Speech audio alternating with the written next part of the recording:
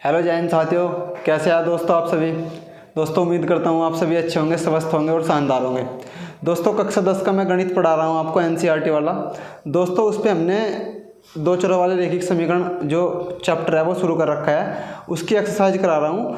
मैंने आपको पिछली वीडियो में बताया था कि क्या समपाती रेखाएं होती है, क्या समांतर रेखाएं होती है और क्या क्या इनके से रिलेशन हो गया। A1/A2 बराबर हो गया B1/B2 के बराबर हो गया C1/C2 के सारे रिलेशन मैंने आपको एक सारणी दी थी। वो सारणी अगर आपने पढ़ी है तो आपको अच्छे से याद होगा कि समपाती रेखाएं क्या होती है, अद्वितीय हल क्या होता है, समांतर रेखाएं क्या होती है और कोई हल नहीं होता है, ऐसी भी चीज़ें होती है। वे सब मैंने आपको बता दिया है पहली वीडियो में। आपको वो देखनी है और उसे पढ़ना है, वो सारणी आपको याद कर लेनी है। आज उसके बाद का जो सवाल है कि अनुपातों A1/A2 B1/B2 व C1/C2 की तुलना कर ज्ञात कीजिए। यानी पहले इन तीनों की तुलना करनी, उसके बाद ज्ञात क्या करना कि रैखिक समीकरण जो युग्म है वे संगत है या असंगत है। दोनों बात ध्यान रखनी कि संगत कैसे हुआ है, असंगत कैसे हुआ है, दोनों आपको अभिक्रम में दोनों आपको समझने हैं। देखो दोस्तों, जैसे आपको समीकरण दिया है 3x + के 2y बराबर 5, 2x - के 3y बराबर 7। तो दोस्तों आप सभी को पता है कि आपको इसके जो समीकरण के युग्म है वे आपको निकाल लेना है। किस तरह? A1/A2 B1/B2 C1/C2। वो आपको सभी को याद होगा, वही करना है। दोस्तों मैंने आपके लिए जो दो परमानेंट समीकरण थी वे आपको लिखवाई थी समीकरण क्या? A1x + B1y + C1 बराबर 0, A2x + B2y + C2 बराबर 0। यानी ये जो जीरो पलटी साइड जानी है और सारे के सारे मान उल्टी तरफ आ जाने हैं। दोस्तों आपको देखना है कि इनके मान क्या क्या निकल रहे हैं। अगर मैं A1 की बात करूं यहाँ पर तुलना करने के लिए, A1 की बात करूं तो A1 बराबर आ जाएगा 3, B1 बराबर आ जाएगा दोस्त 2 और C1 बराबर आ जाएगा -5। क्योंकि वो माइनस में इस साइड आ जाएगा, पलटी साइड प्लस में तो माइनस में आ जाएगा, सीधी सी बात है। ठीक है दोस्त, अब बात करेंगे C1 सेकंड की। सेकंड है यानी A2 बराबर निकाल लूँ मैं तो A2 बराबर आ जाएगा 2, B2 बराबर आ जाएगा -3 और C2 बराबर आ जाएगा -7। ठीक है दोस्त, यानी C2 बराबर क्या आ जाएगा? -7। अब आपको तुलना करनी है। तुलना मैंने बताई थी आपको कि A1/A2 बराबर B1/B2 बराबर C1/C2। यानी इन तीनों की आपस में तुलना करनी होती है। इन तीनों की तुलना करने का मतलब है कि इनके मान रख के देखो, अगर कोई कटपिट का बराबर आ रहा तो बराबर है, अगर कटपिट नहीं रहा तो बराबर नहीं है।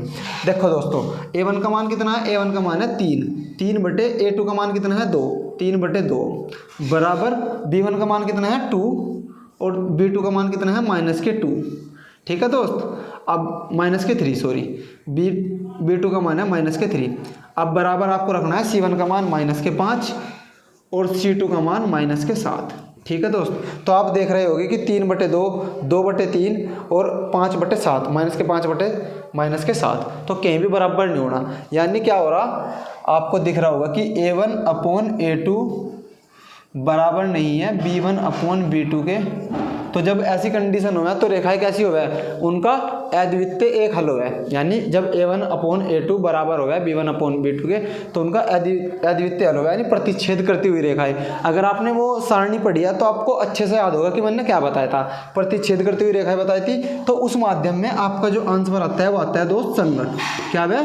संगत। यानी जो रैखिक समीकरण युग्म है ना वे कैसे है? संगत है। आप सभी को ध्यान रखना, पेपर में लिख करना क्या? संगत। ठीक है दोस्त, आपको कुछ नहीं करना, बस इनके मान निकाल लेने हैं। मान निकालने के बाद A1/A2 B1/B2 C1/C2 तीनों को इक्वल रख के देख लेना है। जो मान बराबर आ रहा तो ठीक है, मान बराबर आ रहा या नहीं आ रहा वो आपका संगत और असंगत इन दोनों पर डिपेंड करेगा। ठीक है दोस्त, अब उसके बाद देखते हैं दूसरा सवाल। अगर आपको ये सवाल समझ में आ गया है तो आप दूसरा सवाल देखो।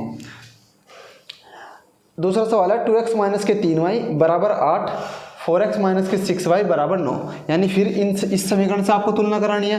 तुलना किस तरह कराओगे? उसी तरह A1 का मान A1 की जगह, B1 का मान B1 की जगह, सारे मान निकाल लेने हैं। A1 का मान कितना आ जाएगा? A1 का मान आ जाएगा 2, B1 का मान कितना आ जाएगा? B1 का मान आ जाएगा -3, C1 का मान कितना आ जाएगा? -8। ठीक है दोस्त, अब निकालते हैं A2 का मान। A2 का मान कितना आ जाएगा? 4, B2 का मान कितना आ जाएगा? -6 और C2 का मान आ जाएगा -9। ठीक है दोस्त, क्योंकि उल्टी साइड आएगा ना, बराबर से हो आएगा तो माइनस में हो जाएगा क्योंकि चेंज हो जाता है। साइन, उसके बाद तुलना कर लेनी है सीधी सीधी, A1/A2, B1/B2 और C1/C2। अब इनके मान रख दो, मान उठाकर सीधे सीधे रखने हैं, 2/4 और दोस्त B1 का मान है -3/-6 C1 B2 का मान है जो, और C1 का मान है -8/-9। ठीक है भाई। अब आप देख रहे होगे कि ये आपस में कट सकते हैं, 2 एकम 2, 2 दूनी 4, माइनस से माइनस कैंसिल, 3 एकम 3, 3 दूनी 6, माइनस से माइनस कैंसिल, यानी 1/2 बराबर 1/2 बराबर 8/9। यानी आपको सीधा सीधा नज़र आ रहा होगा कि जो A1 है, A1/A2 बराबर है B1/B2 के, लेकिन बराबर नहीं है C1/C2 के। और जब भी ऐसी कंडीशन आवे कि A1/A2 बराबर B1/B2 बराबर नहीं है C1/C2 के, तो आपको पता है कि रेखा कैसी हुआ है, समांतर हुआ है। कैसी हुआ है? समांतर रेखा हुआ है, समांतर रेखा है, यानी उनका कोई हल नहीं होता। और जब कोई हल नहीं होता तो दोस्त उसे हम लिख देते हैं असंगत। कैसी? असंगत, असंगत। तो दोस्तों इसका उत्तर आ जाएगा असंगत। आपको ध्यान से समझ लेना है। अब आपको ये अगर समझ में आ गए तो आप इसका स्क्रीनशॉट लो।